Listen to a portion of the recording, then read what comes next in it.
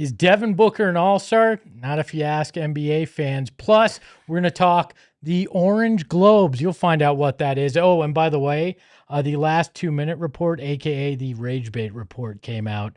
Nothing changed. Nothing crazy. All right. We'll talk about it all next.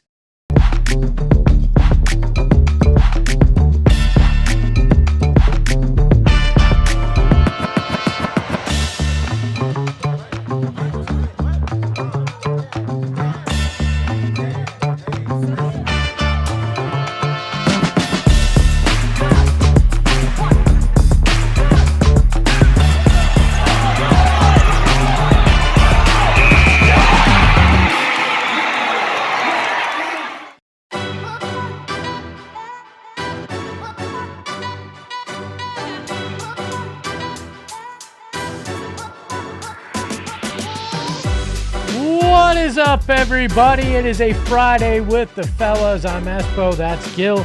That's Steven. We got the Freckle Mamba behind the Mac, and we are brought to you by our friends at Bet365. Download the Bet365 app. Use the promo code PHNX365. Deposit 10 and place a bet for 5 to get 200 in bonus bets. Must be 21 and over. Physically located in Arizona. If you or someone you know has a gambling problem and wants help, call 1-800-NEXT-STEP. Text NEXT STEP to 53342 or visit problemgambling.az.gov. It is the PHNX Suns show. We got a lot to talk about today. We're going to talk about what the awards for the first half of the season, because yes, we've hit the first half of the season. Plus, we're going to talk about the upcoming Knicks game and the remainder of the road trip. But we're going to start with Devin Booker and All-Star. Do you got something you got to get off your chest? I'm calling an audible. Okay, you're going to yell at me here? No. Okay. Just the way the creative mind ticks.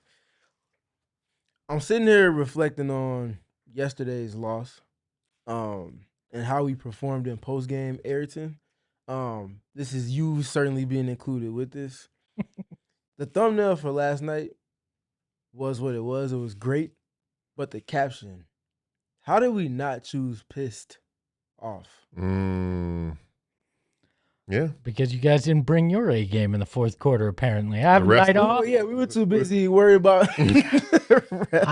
I have the night off, and all hell breaks loose. You guys don't get the thumbnail right. We got a 5-minute diatribe about the ref. Yeah. Like, what? It was literally right. It was right there. It was That's right true. there. And That I'm is thinking true. about it a little less than, 16, 17 hours later. Yeah. I'm annoyed now, but I'm okay. How about you? It's a good thing that we're not on fast anymore, because you'd have to spell it P-I-S-T Yes. off. Yes. That's the direction I was headed. How are you, Gil? You good? You got anything you want to get off your chest? You know what? Not at this moment. Not anything like that. I think, just sitting here thinking about how yesterday went, but looking forward now. Hold on. I got to ask. Is there ever a time that you are not cool, calm, and a smooth operator? Because I have yet to see a gear other than that. Oh, we found out, Ayrton, didn't we? They have definitely seen. They've seen my other side. They've seen those fellas in black and blue that play at Bank of America Stadium across the country. They can get that other side out of me. But that's about it. Get the cool. Or the guys in black and gold that play not that far up the road from them too. They can get that out of me too. But otherwise, I try to keep it calm, cool, collected. But once these games get higher and higher stakes, you'll see a different side of me out there too. So don't you worry. Playoff mode. We'll break you. Hey, playoff mode. We'll Wait till I get the playoff mode. Don't worry. He told me the same thing last year. I didn't break last year. I was annoyed for sure. I wasn't broken though. Oh, last year definitely was annoying. I'm sure. Oh yeah. Come on. I broke you in a few ways, just not the Suns basketball. To laugh, yeah, for sure. Speaking of breaking things, the NBA fan vote has broken me. Oh, man. Where we are with Devin Booker. We have not gotten new numbers since the last ones we saw, where Devin Booker was ranked 17th in Western Conference voting. Just holding on to the bottom of the list, man. Like barely on there. Yeah, it's insane to me. And most of these names you have an argument for. But then you get into the I don't think Austin Reeves should be there. Anthony Davis, Cooper Flagg. Like, I'm sorry. The popularity contest, we know that's what this is. It's a bunch of fan voting, and that can be viewed however you want. The starters are going to be announced on Monday as part of NBC and Peacock's big MLK Day 5-header, whatever you call that. They got the receding hairline. It's the 5-header that they've got going on. We know Devin Booker will not be a part of that, but I think the bigger question is, should we expect him to be part of All-Star Weekend, in particular the game on Sunday? I think he has a strong case as a lot of these people on the list with him. I think when it comes down to it, when I think about All-Stars, I think about the best players, the most impactful players on winning teams. And we've talked about the national respect that the Suns team has gotten all year. After last night, they have fallen from the 10th best record in the league to the 11th best record in the league. Oh, no, only 19 teams are now worse than them. But when you think about that, the fact that only 10 teams above the Suns right now, which could change in the blink of an eye in an instant, he has been the guy. Now, there are other guys who we will definitely talk about, and they deserve some recognition and acknowledgement for what they've done as well. But the best player on one of the league's most impressive teams so far that has established and solidified themselves as such deserves all-star consideration and an all-star spot. Is it okay if we just go ahead and rip the Band-Aid off now? Do it. Get straight to you're driving someone who's process-minded like me. It's like, okay, you want someone else to be on the list, you have to remove someone else to make it work. Of course. Let's go ahead and get to it. I'm just throwing out names. We can go one by one, and y'all let me know what you think as far as if Devin's having a better season than insert player name here. You got it. Let's start with LeBron James. Yes. He's been on the court. Yes. Denny Avdia. Denny has been having a very good season, but he's playing for a team that is significantly worse than the Suns. And that, to me, has to be part of the equation because it always was when Devin got screwed earlier in his career. I was going to say, if the numbers are better, they need to also be more impactful, and they're not resulting in the most important number, which is the win column. Agreed. James Harden. Again. The win column. Win column, win column, win column. Austin Reeves. Lakers tax. Yeah, I mean, definitely. And but yes, for sure. He's had a very good season offensively. Can't discredit that. I'll say that. But he's doing it as the number 3 or at best number 2. Yeah, I with LeBron being in and out of the lineup. I mean, it's a lot easier when you got Luka next to you. You're not the engine. Yes, correct. You're not seeing a whole lot of double and triple teams when you got Luka next to you. I mean, maybe Ayton's guy can go up and pick you up, but I'll leave that alone. Kawhi Leonard. That's an interesting one because he's come on very strong as of late. Full body of work, though. Like, if we're going, the peaks have been maybe higher, but the valleys have definitely been lower. So when I even it out personally, not even speaking from a bias perspective, I value Book's consistency. Even though he's also had some valleys this year, I think you average it out. It's marginal, but I think marginally better. I think I give the nod to Kawhi. Yeah. I'm not going to lie. Okay. Those peaks have been so high. Plus, you got to give him the credit for actually playing. It's true. Like, he's actually done it, and they've made a climb back since he's had this larger role. So I'm going to slightly give it to Kawhi there. To that point, though, by the way, which is an astute point in the chat, Clippers can't have 2 guys in there. No, you can't. Whenever James doesn't deserve to be there because they're like 14 and 20 something like that. Whatever it is that they are, it's not 2 all-star. But they get the it's in your home arena tax too. That'd be like Devin not getting in next year.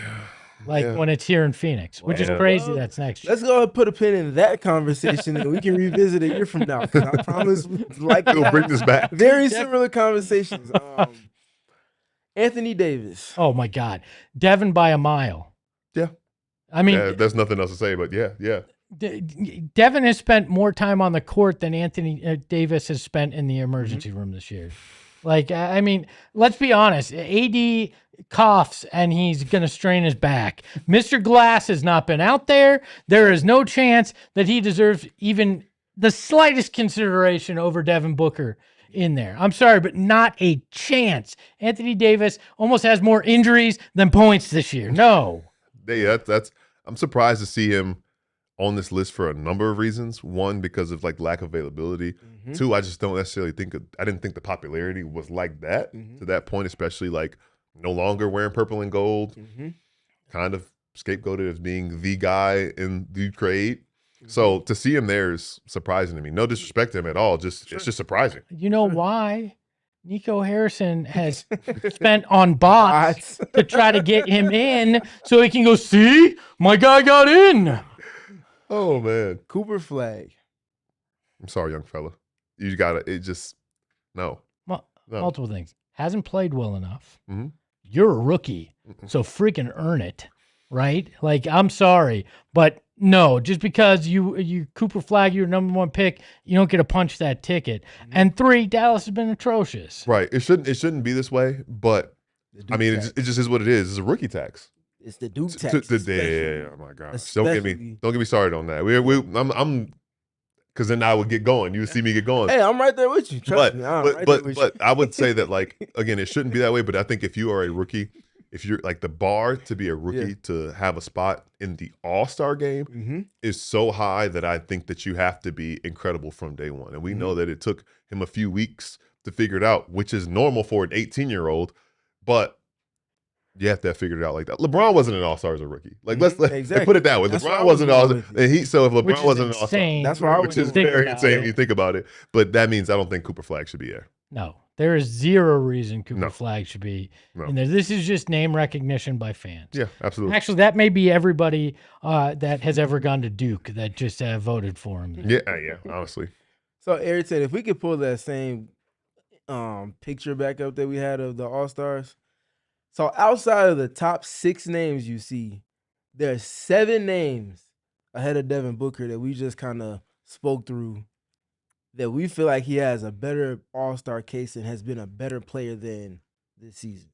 Maybe 1 or 2 names there's more conversation than the other 5 or 6, but generally speaking, he should be an All-Star. Numbers-wise, as I get to that part of the conversation, for the other part of the context, you can't say someone's better without looking at the impact and the numbers. Devin Booker, 20th in scoring right now. His scoring has been on a little bit of a downfall the past couple of maybe 3 or 4 games or so, but still top 20 in scoring, 25.2 points, 51.8 2-point percentage, 30.8% from 3, which is a big piece of why the scoring has dropped off some, and then 86% from the free throw line. 24th in assist at 6.5 per game. 7.1 free throw attempt or free throw makes a game is 6th in the NBA, and he's getting to the line 8.2 times, which ranks 8th, all in 34 minutes a game. I think that's fairly solid considering if he played 4 more minutes, what that could potentially entail in terms of the impact of those numbers. But when you get past the surface level box score numbers and you look at the impact part, which is what I really want to put an emphasis on, his drives are up this season compared to last season. 16.3 points via drives per game is 6th in the NBA right now. In tandem with the drives, the kick-out passes that come from him threatening to go to the paint in some capacity, 6th in the league in terms of the amount of kick-out passes that he's thrown. 135 three-point assists for a player that's missed multiple weeks of the season so far. He's still top 4 in that. Looking at his above-the-break three-point assists in particular, 92 of those also ranks 4th. 50 secondary assists this season ties for 3rd. Again, accounting for the games that he's missed and the amount of time within that says a lot. Last one for me, 863 points in pick and roll that he's generated scoring or assisting. And that's number 9 in the league right now. That's a lot. That is a lot for a guy that has, again, missed a few weeks of the season and has had to work through having not had his Robin to his Batman pretty much all season long as well. You know what I'm hearing? I'm hearing the fact that, one, the numbers and where he ranks as far as that goes, again, he's missed time. We had the groin situation, now the ankle situation right now. I know it's only been a game with that, but the fact that he's still top 10 in all those categories that show his impact, and impact is important in this moment to consider because we are talking about team success. And it's very easy to say, oh, yeah, like team success, it doesn't have to necessarily mean that it's correlation or whatever with Devin Booker. It could be a product of everybody. But it shows right there, you're looking at it, that this team is who they are, largely in part to Devin Booker being who he is. And when I think about that as it pertains to him individually, the all-star stats that you pointed out, the fact that we talked about, none of us are going to hide behind the fact that Devin Booker has shot the ball better in his career. And the fact that you can still pencil him in to get you 25 points a night in the year that he's not shooting up to the level that we've expected of him over the course of his NBA career, that says a lot about who he is. And the fact that, hey, okay, let's do some numbers. They're 24 All-Stars. Well, he's 20th in the league in scoring, so he's among the best 24 scorers in the NBA. He's 24th in assists per game. Well, he's among the best 24 those guys as well. Yep. So just by pure logic, this guy is in the top 24 at what he is supposed to do in this league in comparison to the rest of the league and his peers. That right there, I think, is an ironclad all-star case that he should be among those 24. I know it's weird this year with the 8 international team or what have you, but I still think he's one of the best 8 players or 16, whatever they're doing as far as the Western Conference goes. He's one of the best 12 players in the Western Conference. He should be there in LA. Real quick before you go, CHC I think makes a good comment in the comments saying, "Do we think voters are looking at all of that though? They're just going to look at points per game, assists per game, rebounds, steals, blocks." Relevant point. Hello, that's what we're here to do. We're here to inform people, let you know that there's more, not you specifically, but you generally, to the people that don't see these things. There's more to the game than just the box score. But if you want to go that route, he has top 24, to your point, statistical rankings and multiple of the most meaningful numbers that people tend to look at in terms of gravity for eye at a box score. And then past the surface level, in alignment with the eye test, these impact numbers say a whole lot more about a guy that's doing more than people are giving him credit for. People really think the Suns would be this good if he wasn't at an all-star level? Like, you can just make it a 1 + 1 is 2. If he's not playing that well, and this team has been without Jalen Green for almost the entire season, how can they possibly be top 6, top 7? On pace to win 48 games. Sorry, Despo. Didn't mean to cut you off. But I mean, that's not all that much when you were expected to win 31. Mm-hmm. Like this reference may not be for the group here, but maybe for the nerds that we have watching, because I know we got a lot of them, and I'm one of them. But do you remember Star Wars? Luke Skywalker with Yoda in the backpack? Mm-hmm. Devin Booker's got the team. He put him in the backpack, and he said, "You know what? I'll carry us to where we need to go." Book bag. Look, see, that's where Steven and I are in total alignment. I love the way this man's brain's starting to work here. And that's not to say that other guys have not played really well and stepped up. I mean, we know they have Dillon, Colin Gillespie, Grayson, Royce. They all have.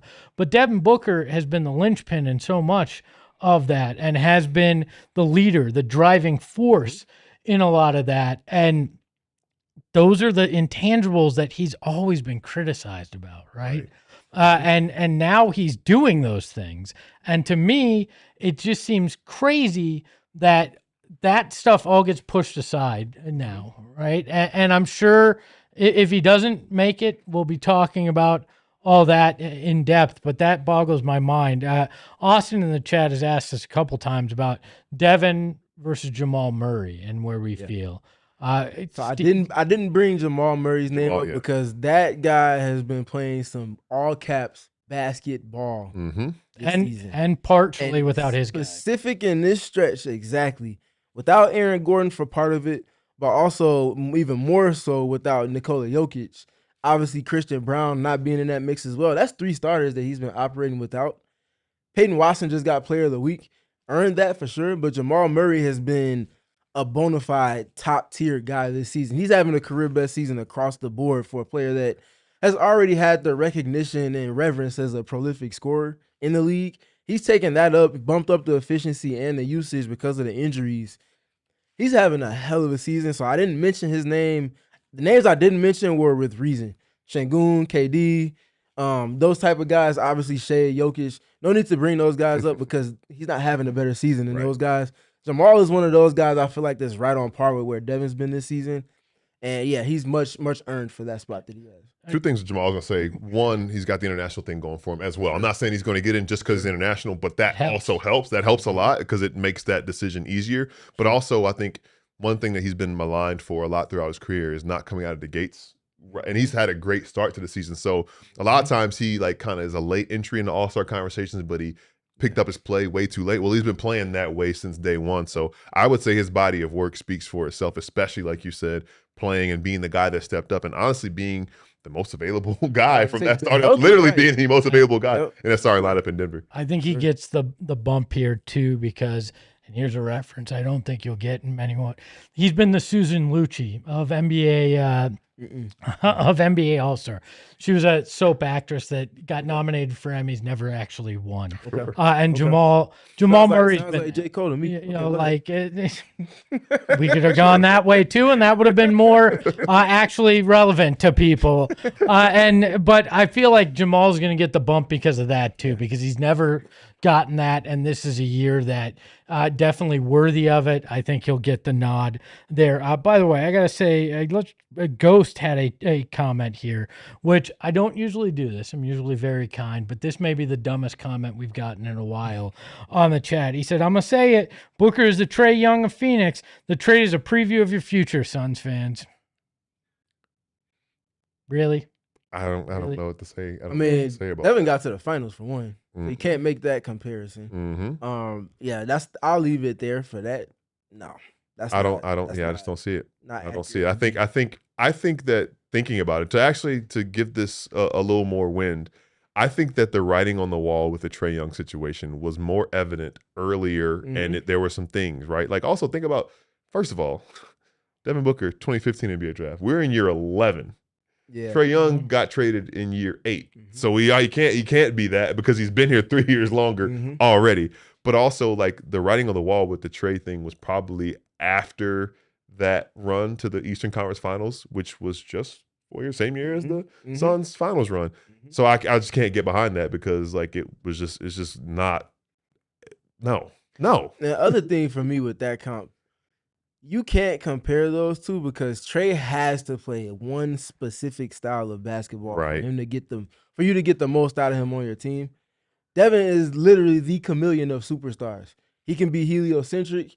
He can go and not touch the ball for 7 or 8 possessions in a row like he did on Team USA and come up with catch and shoots that put that team over the top, while also being a guy that's guarding some of the best ball handlers on the opposing team, because that's what the starting lineup asks for from him in particular and needs someone to step up to do. The "I'll do it" quote, people troll about it, but that says a lot about him because he's actually capable of that. You need him to come off pin downs, he can do that. Yep. Teams want to double team him, pick him up full court. Okay, I'll just come off of handoffs and screens all game and still give you an efficient 25, if not 30. Not many other superstars can go off script and play a different brand of basketball to get the most out of others while still getting theirs. He's one of the best at that particular niche in terms of the top tier guys. Yeah, I'm sorry. If you said tomorrow Devin Booker were taking offers on him, you're getting multiple first-round picks. You're getting young talent. Like, you're not getting a poo-poo platter of things Wizards want to get rid of. 2 shooters, that's all. Yep. Yeah, like these 2 things are not alike. Yeah, no. They're not alike. No. Definitely. Yeah, the Wizards were like, "Hey, we've got spare parts. Will you take it?" And Lance like, "Yes, please." Like, that wouldn't happen here. So, final thoughts. Does Devin Booker, we'll get the starters on Monday, then we'll get the reserves the following week. Does Devin Booker make it on one of the 2 USA teams? Yes, Devin Booker will make it on one of the 2 USA teams because it will be voted on by the coaches. They recognize who he is, how hard he is to scout for, and what he means to this team. We see it every year. It's kind of like the under-the-radar team, the under-the-radar all-star that if you know what's going on, you're not surprised by it. But people on the outside, last year was Pascal Siakam. You saw what happened with him. His team ended up going to the finals. So weird to say that Devin Booker will be that version this year, but I think that's what will kind of make the national public aware of what's going on here. Yeah, I think he gets in by way of the coaches' vote for the experience part of them having to go up against him and seeing what he's done for not just himself, but to elevate his literal team rising with them. I think that matters a lot. And I think moments matter too. So if it really comes down to, okay, other guys are having good seasons too, you're the game winner against the reigning champs in the season where most teams haven't been able to find out how to navigate comfortably against that team in particular. I think that moment weighs heavily too. Well, and you got a new cool ass nickname. You're the professional. You don't think Nike's gonna be like, "Hey, NBA, do us a solid. We got to pump this guy All-Star Weekend." They're like, it wouldn't be egregious, so make it happen. I think I would not put that against them as well. The two pop-up shop at All-Star Weekend is gonna be fire. Find Ayrton there in some capacity. I promise. He can't afford anymore. He's got the 2 that are already out. He might be hosting that thing. So after the break, it is the midway point of the season, and we're going to bust out the Orange Globes. We're giving out awards for that first half. got to tell you about the husband and wife law team. If you've been in a serious accident and have suffered an injury, the husband and wife law team are there for you guys. I was in an accident with my family. I did not do any research on my lawyer. Went with somebody that somebody recommended. If you ever get in an accident, don't do that. It is a very, very bad idea. You should do your research, and the husband and wife law team you'll find is the group that will take care of you. They are certified when it comes to serious injury and wrongful death, and only 1% of lawyers in the Arizona bar are actually certified in that. You want a group of lawyers who are prepared to go to trial and have your best interest in mind, because with the husband and wife law team, you will make sure that you're going to get more money than they're going to get out of it. That's their guarantee. So if you've had a serious injury, call the husband and wife law team first at 602-783-8841 or visit their link in our show notes and tell them PHNX sent you. And Steven, you know what that is? That sounds like a Saturday night around my crib. Whoa, man, you got a bunch of people racing? Like, you got NASCARs and NTT Indy cars in your backyard? Eyes and you got imagination, you would think so. I love it. Well, you know, if you don't live in Steven's neighborhood, you can actually see some of the best racing in the business out at Phoenix Raceway March 5th through the 8th, because NASCAR and NTT IndyCar are racing on the same weekend. In fact, on the same day, not at the same time and not going different directions. That'd be a mess. But they are both out there, and you can have the best experience in all of motorsports. You can go inside the garage. You can actually meet the drivers. You can catch the pre-race concert. Yes, there is a pre-race concert, all in the Desert Diamond Casino infield experience. I've done that. It's the NTT NASCAR Series weekend at Phoenix Raceway, March 5th through the 8th. Secure your seats now at the link in our show notes. All right, we did get the injury report ahead of tomorrow's game at Madison Square Garden. It sounds like Devin Booker is questionable, and then Jamari Bouye and Jalen Green are both still out.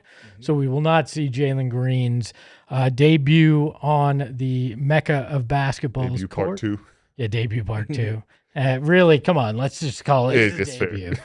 That was preseason that we saw originally, Yeah, right. and this will be the debut.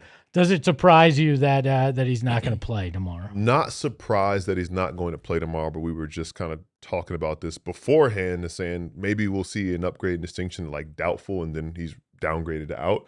We haven't seen that yet, and I'm kind of interested in what that means. One of the things that we kind of floated out yesterday was that, hey, we're hearing that he's practicing against other coaches and things of that nature. And it's kind of tough when you have so many injured players. But, you know, we see so often at like 4 p.m. on game days, there's the quote-unquote get-right group. And it's a lot of guys from the end of the rotation actually playing half court. But the Suns don't necessarily have the bodies to be able to do that. So Jalen doesn't necessarily have that luxury to get that. So I'm curious at what the next benchmark is for him to at least get that doubtful designation to move forward towards returning. But I think it'll be during the trip. But now it's 3 games down, only 3 left. It might not be. Yeah, I'm not surprised. I think at this point, you're this deep into the water with it. When he returns, there should not be a restriction outside of maybe how many minutes you want to play him on the first 3 or 4 games, maybe that first week's slate of games that he returns. But there shouldn't be any other restrictions about letting him go, because as you'll hear when you hear the Tim Legler clips that we were able to get from him today, the mental side is as much as the physical side when it comes to returning from an injury. You have to get back to trusting your body in kind of unpredictable situations. You want to turn a corner here against a switch, but you can't always anticipate what that angle is going to be. And you can't just slowly rev up to it, because for tomorrow's instance, that could be Mikal Bridges or OG Anunoby, long-limbed, long wingspan guys that are also all NBA type of caliber guys. You can't play around with that. You have to be confident or not be out there. Otherwise, you risk either lack of production or hurting your confidence, or the injury resurfacing again just out of trust. So you want him to be 100% in confidence as well as the actual injury itself. You brought it up, Steven, so we should go this direction. You two got a chance to catch up with ESPN's Tim Legler earlier today, and he had this to say about a potential Jalen Green return. Hardest part to get when you come back from a long injury is is the playing process without thinking and just going and trusting your body and landing and jumping in traffic and reckless abandon when you attack the rim, not worried about like stopping real quick if you're running forward to plant turn and run the other way if there's a turnover. Like, it's just you're so worried about ever feeling it again, like what you went through. It takes time to just go play and trust your body, right? And trust your muscle memory. It takes time, man. It's far more difficult mentally than it is physically.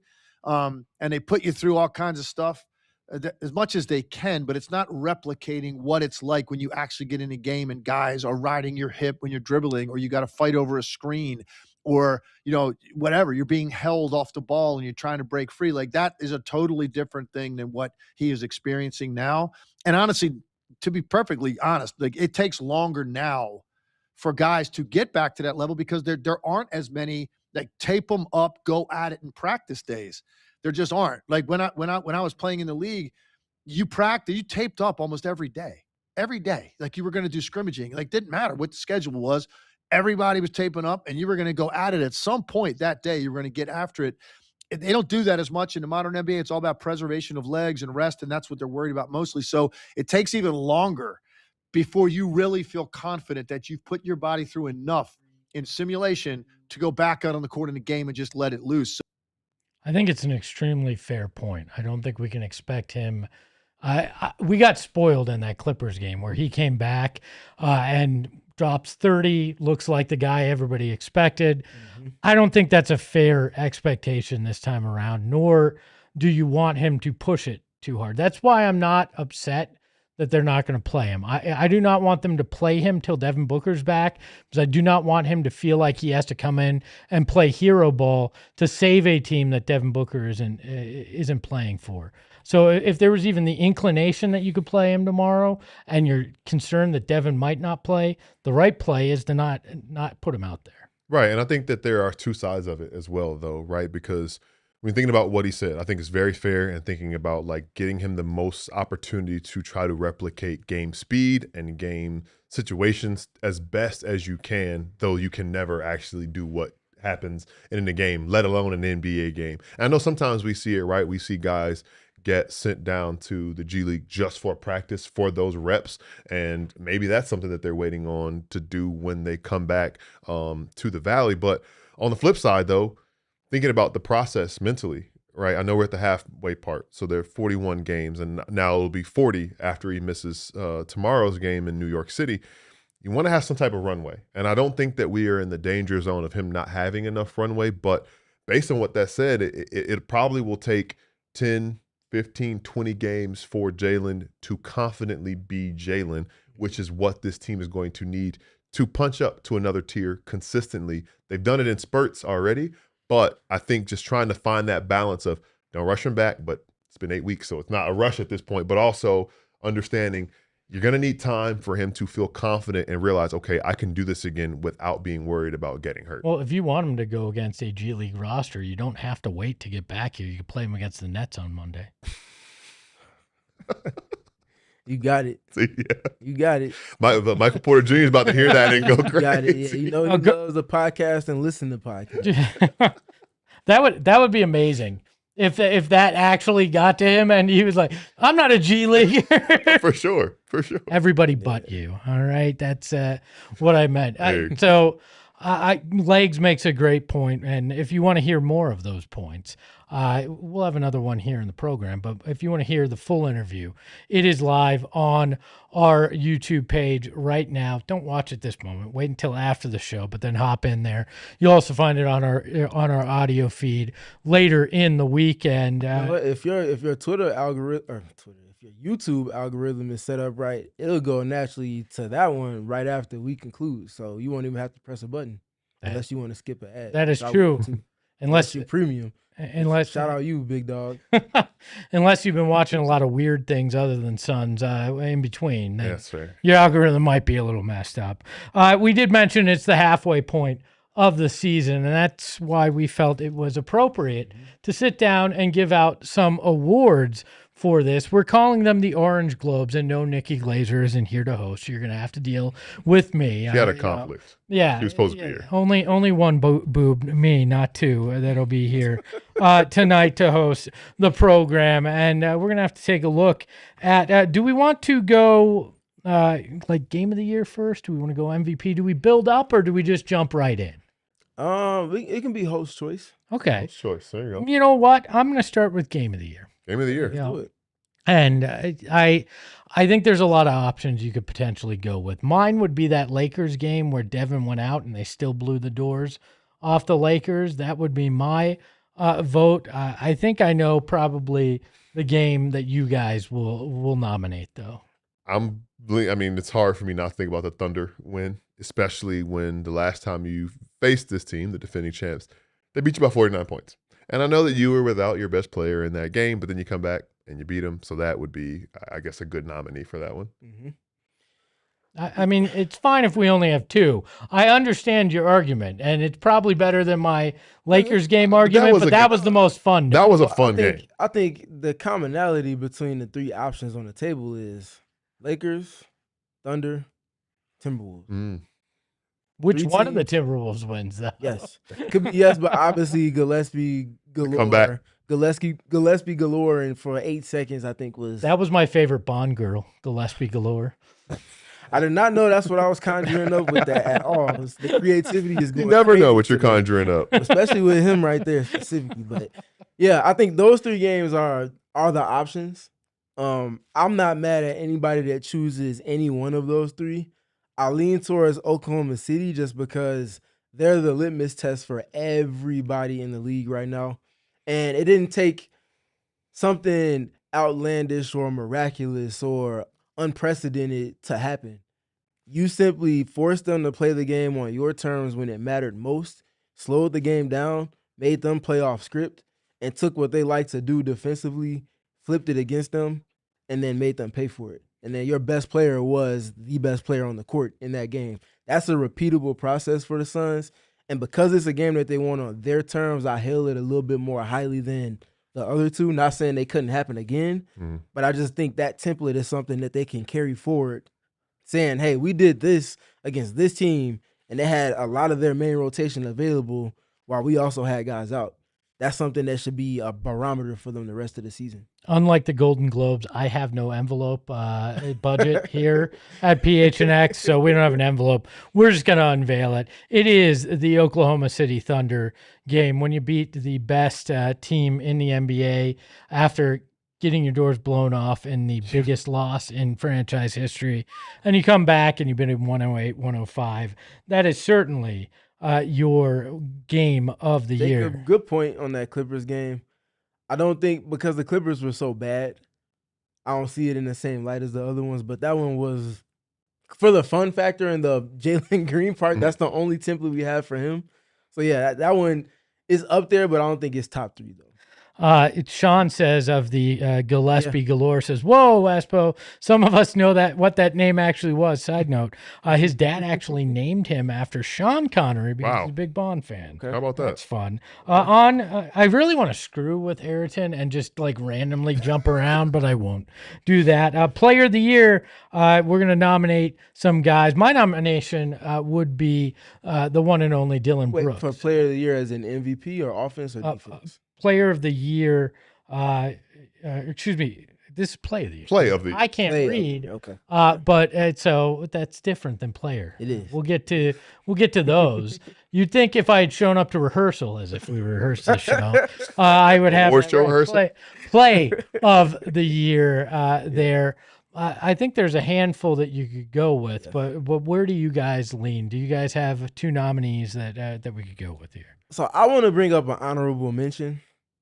It might have been in that Minnesota game here in Phoenix where Gillespie and Jordan Goodwin are both in the backcourt, or the front court rather, pressing against Minnesota, trying to bring the ball in. I think it was against Minnesota. Ends up going towards out of bounds. Gillespie handball whips it inbounds, saving it, and then Jordan Goodwin's able to collect the goods and score a layup. That play's not in the conversation from what we're speaking to, but very much a Dan Marley Hustle Award hashtag for that. very much a Colin Gillespie play. I think that play kind of resonates with who this team is and the scrappy, multiple effort nature. That being said, think it was that same game. Mm-hmm. Colin Gillespie doing what he did, and then the play after the bucket gets the ATO call for him because Devin and Dillon have both fouled out. Score the basket, the wherewithal to go get the stop, forcing Anthony Edwards to pass it to a much lesser player in terms of the clutch dynamic in Julius Randle. Suns win. I think that play is probably the biggest, best play of the year. Obviously, there's others to speak about. Yeah, I think the fact that there are others to speak about speaks to how fun of a season it's been. 41 games in, the record 24-17 on a 48-win pace, by the way, people. But comes to mind immediately, you got 2 book game winners to talk about against the Warriors, against the Thunder, and the other one I want to just throw out is Grayson Allen's save against the Knicks. Because after that game, I remember we said, hey, look, if you want to ask the identity of this Phoenix Suns team is, run the clip of this play. Him thinking, the other team thinking the play was over, him making a play to hit it off of Mikal, and it just, I know you were there, you could feel the energy and how everybody was excited about that. It was just a very 2025-26 Suns play. So that it wasn't a game-winning shot, but it was a game-winning play. Yeah, that was one that came to mind. But we're gonna drum roll, please, since I have. There we go. It is Colin's shot versus Minnesota that gets the win here on the Orange Globes. By the way, can you do me a big favor? In your deepest voice, can you say hello, Jenny? Hello, Jenny. All right, there we go. I think for you. People are bringing up some good plays in the comments naturally because all y'all are awesome and no ball and watch Suns ball especially. Seen a couple of Ryan Dunn or Oso Ighodaro dunks thrown in that mix as well. They've been hefty. If we did a top 10, yeah, exactly. If we were doing a top 10, those guys would definitely be in it. I saw somebody mention Grayson's 3-point performance. Obviously, that was prolific beyond measure too. There's a lot of players I think that can be brought into the mix with these best plays of the year. What makes me laugh is if we did this last year, we probably would have had like 2 plays that we were like, oh, this is passable. Yeah. Oh, that play would be passable for this category. Well, it was KD and then Ryan Dunn's dunk on Giannis. Yeah. That's true. Next one is the Crown Jewel Award, which this is a player, I assume that just, again, I didn't come to rehearsal, that it has meant so much for this team this year. For me, Dillon Brooks would probably be my candidate on this, my nominee. But where do you guys sit? Well, isn't a diamond a jewel or Jim diamond? Whatever. They're all They're all the same, right? Tracy did a chat. Tracy could tell us. I was gonna. We didn't a woman's opinion. Yeah, please let me know as I talk through this. Not my answer, but for consideration. Diamond in the rough, Jamari Bouye. It just so happened coincidentally he joined the team around the time I joined this team, and it was kind of a afterthought of like, hey, it's kind of cool. This guy's credentials speak for themselves. He'll be very valuable for the Valley Suns. Turns out he's been very valuable for the Phoenix Suns, and now at this point, because we've been forced to watch this team without him, we are seeing what this team is lacking without him, and I don't think we ever would have guessed that a couple months ago in November. So he isn't the winner, but I think Crown Jewel for being a diamond in the rough is definitely something worth acknowledging with Jamari Bouye. We got the better hairline and getting you around the same time. You said it, not me. I think Bouye is a diamond in the back, and then a sunroof top type guy. For the a diamond in the back sounds like a rap lyric I wouldn't fully understand, right? Oh my god! All right, well, we'll play the song for you after. Hey, this is not Magic City. That's not what we're going at right now. Anyways, to the topic at hand, my pick for this one, and I think those guys definitely align. I think Jordan Goodwin naturally aligns considering how he came to being relevant for the team. He had to basically survive through the gauntlet of training camp, earn that last roster spot that they wanted to use on players, and then have that extra spot be open, which eventually turned into Bouye. That matters too, but I think for the context of this team being in dire straits last season, them needing a lot of heart, a lot of hustle, a lot of those qualities that this present team exudes, they're one piece that they could take away from last year and know that that was a guy that they had to have back to kind of be the template for what it is they're looking at going forward was Colin Gillespie. I think we've seen a significant return on investment that they probably never could have even imagined at this point in the season for what he's done so far, both in moments and his numbers and the impact that his leadership has provided. I think he's that guy. That was why I kind of came up with the name for this award in particular, because it's different from the Hustle Award, because needless to say, half of the roster is in contention for that, which is exactly what you want, including the coach and all of the coaching staff for what they've done with this team. But Crown Jewel specifically, I feel like has a specific Gillespie ring to it. I feel like he just gave. I think he just gave away, since he named it, that it's Colin Gillespie. Spoiler alert. I'm gonna call an audible, right? We're gonna throw it to a bunch of diamonds in the back. Our sponsors right here. Circle K. You guys know I stop there every day. What do I get to drink? Coke Zero? That is right. Yeah, that is right. Too much of it, in fact. But I'm a member of the Inner Circle, and when I buy 3 20-ounce bottles every morning, which I do, I save 25 cents off per gallon this month on my next fill-up. It's a hell of a deal. But you know what? If you want to save 25 cents off per gallon, you sign up. Your first 5 fill-ups, you're going to get that. Then after that, you're going to get 3 cents off. Then you're going to hit the context level, the Stephen Prigion Garner level, and you're going to save 5 cents off per gallon. But that is not all. Right, guys? You can get Polar Pops for 79 cents, Frosters for 99 cents, all sorts of deals on food. Like, if you guys have the munchies after this show, go over there. You can get taken care of just because you're a member of the Inner Circle. Plus 2 for $8 Red Bulls. Where else can you get that? Join the Inner Circle for free today by downloading the Circle K app. Terms and conditions apply at participating locations. Visit CircleK.com for details and bet 365. We're going to talk about this tomorrow on the pregame show, but I think you guys screwed me on my bet last night. But Bet365, they won't ever do that to you, because whatever the moment, it's never ordinary at Bet365. 90 million worldwide users, and 90 million people can't go wrong. There's got to be something good going on. If 90 million people are in on something, you probably should be in on it too. Plus, early payouts that offer deals across the NBA and the NHL.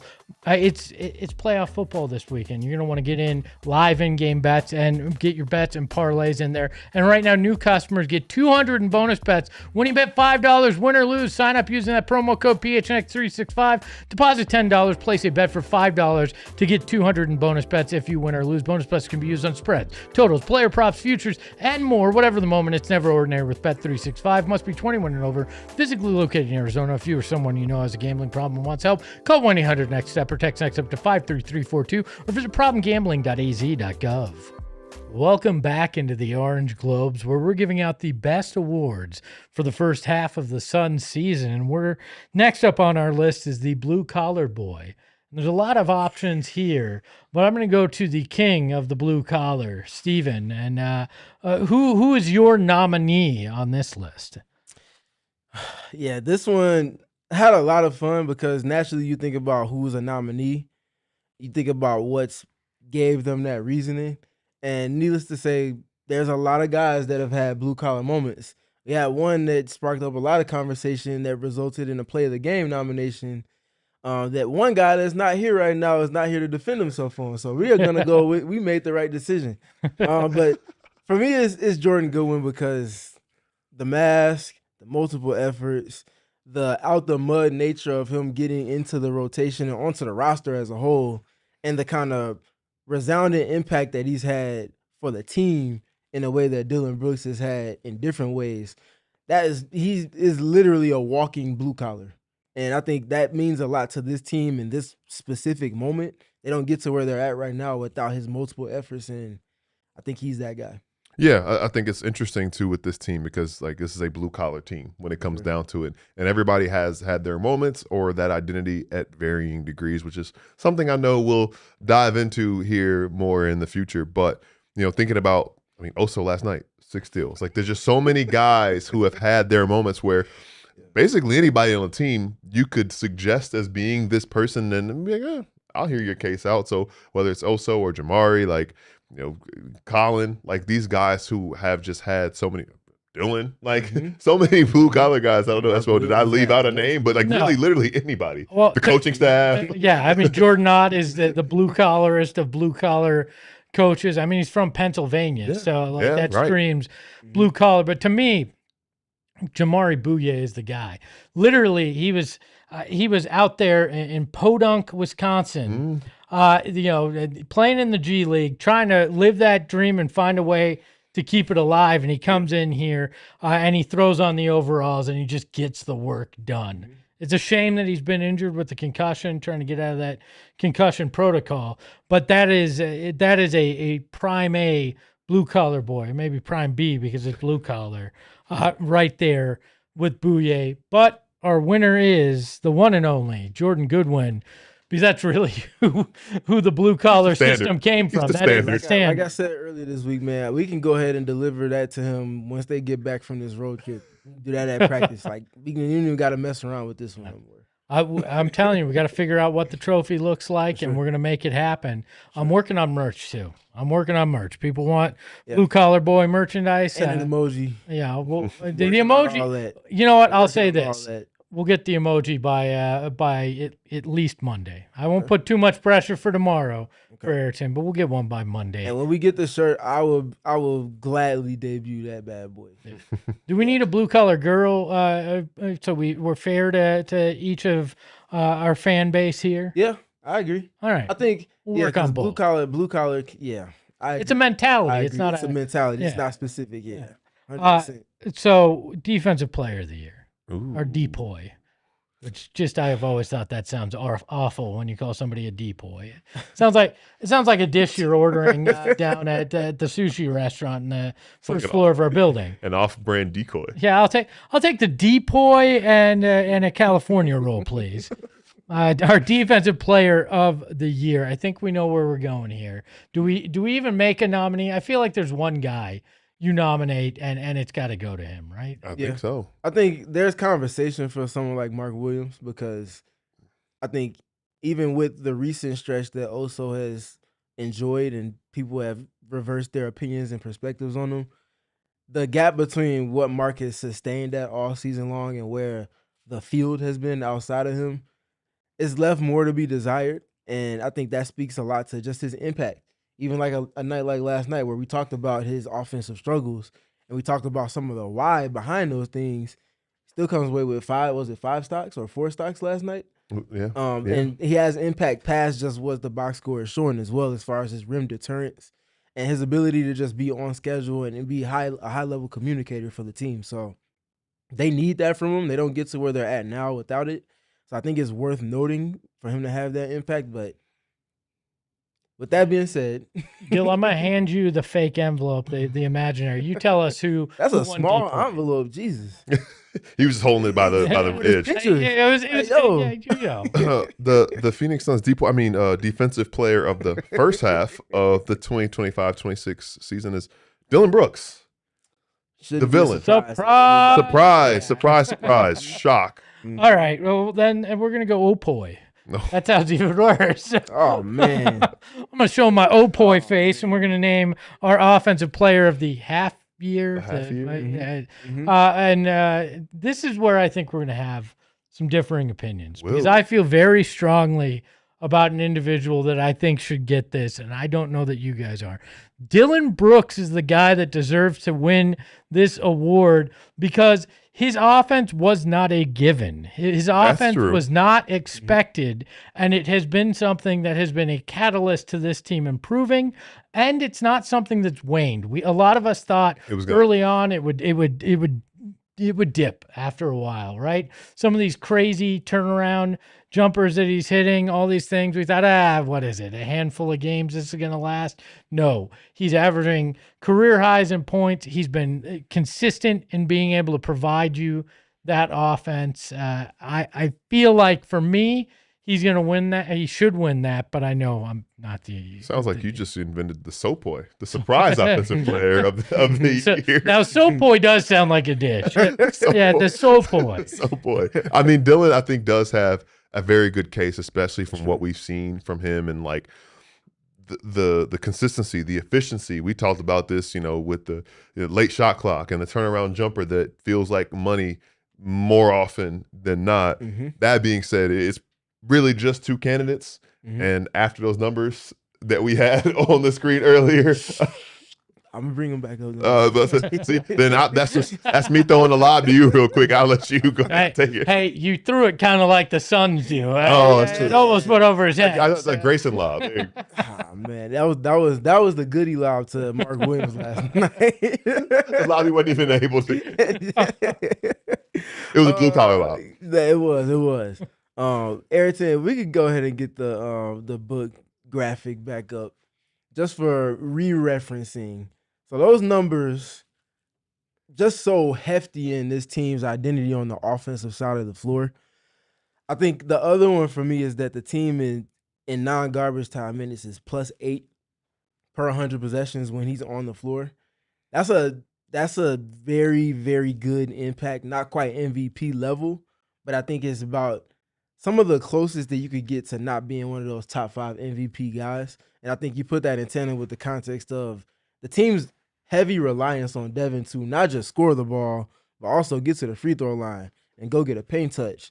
And oh wait, you're also getting double teamed a lot more than almost any other player in the league. So you have to wear those double teams with a level of mental fortitude to continue to get the ball to spots where other guys have an opportunity to take advantage of that 4-on-3 that you're generating for them. So I think wearing all of those things is just too heavy for Devin to not get it from me. And then the other part is that I talked about the lack of opportunities for him to attack closeouts this season earlier this week.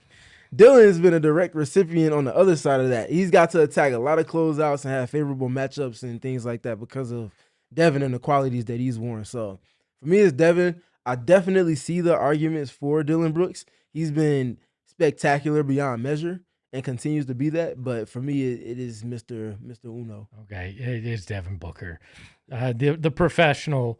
One this we did in the chat from Muggs.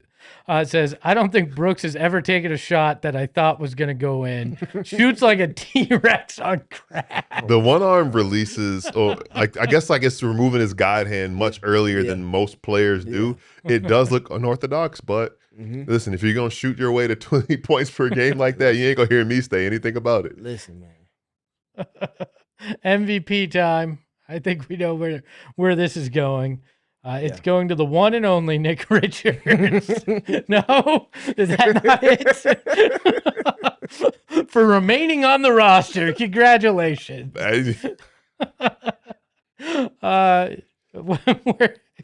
Most valuable potential trade target? Is that? Yes, that's where I was. Steven, you do the honors. Who's winning the MVP here? Yeah, it's Jordan Goodwin. That's not where we were going. It's Devin Booker. It's Jordan Knott. Devin Booker. Right. It's Devin Booker. And it's him for, I could rinse and repeat the Ayrton, put the graphics back up on the screen. But I think if you haven't seen it by now, you're just missing out at this point. But yeah, Devin's been the guy that this team has needed him to be, not just on offense. We talked about the numbers there. I want to take some time to talk about his defense. Jordan Knott's lamented the fact that when your best player is willing to step up and do the things that he's asking for from the team in training camp and be one of the first guys to do those things, it makes him being able to coach other guys a whole lot easier because they see him doing it. Talk about Devin diving into the stanchion for loose balls at times, sacrificing his ankle for Giannis type of breakup alley-oop to put points on the board for his team, to start a road trip. Didn't result in a win, but that was a championship effort in that moment right there.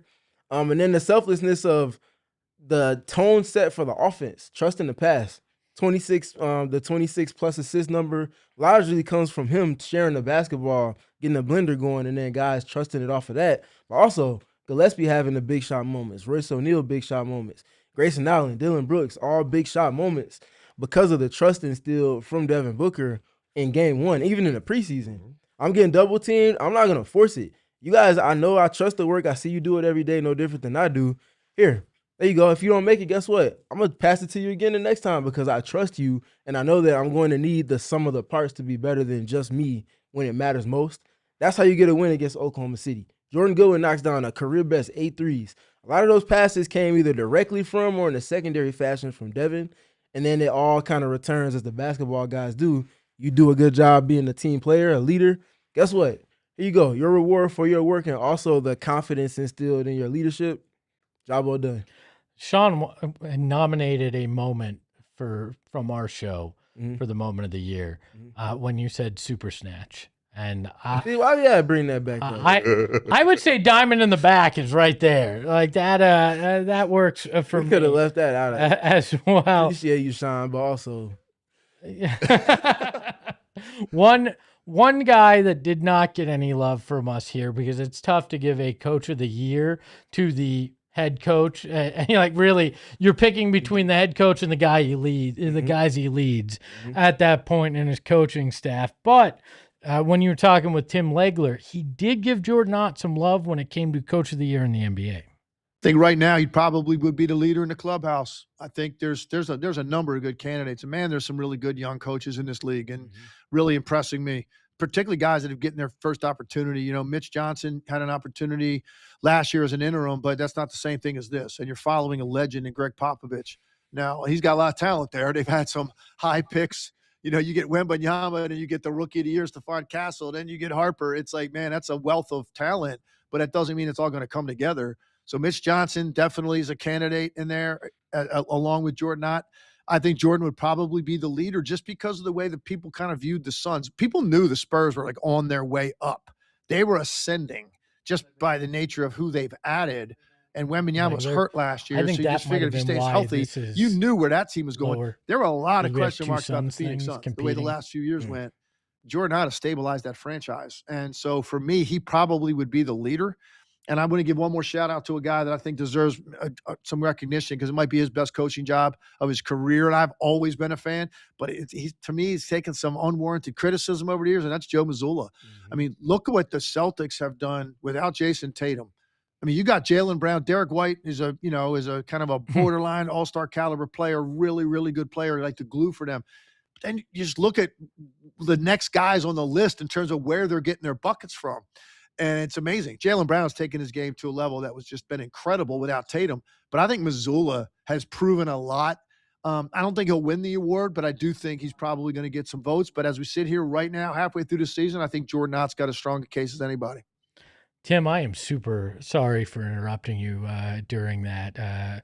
I didn't realize our mics were unmuted, so I said something during that. If you want to check out the whole conversation and the part that I interrupted Tim on talking about Jordan Ott as Coach of the Year, it is live right now on our YouTube page, so please check it out. These two guys did unbelievable work talking with our friend Tim Legler of the All NBA podcast and ESPN, so check that out. I certainly think Jordan Ott, you guys have heard my stance, is the front runner in the clubhouse when it comes to Coach of the Year, but we will see. We got a little while before we find out. Job's not finished. Job's not finished at all. Not finished. But I will say one thing that Tim Legler did say in that clip that we just shared, to say that he stabilized the franchise, that is not a small task to do, considering what he was facing, what he was tasked with cleaning up or fixing. And I think that does go hand in hand with us, giving Book the MVP, right? Like the actual